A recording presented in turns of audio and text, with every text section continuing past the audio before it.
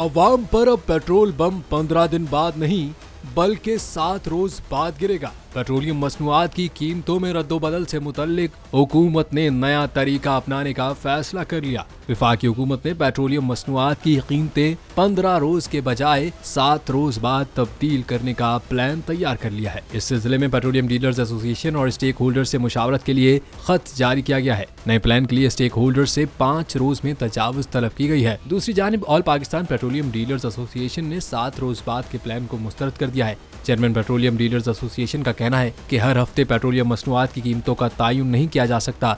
हमने 15 रोज के बजाय 30 रोज पर कीमत के तायुन की तजवीज दी थी। हर हफ्ते पेट्रोलियम मसनूआत की कीमत के तायुन से पंप्स तबाह हो जाएंगे। ऐसे फैसले न किए जाएं जिससे मसाइल पैदा हों।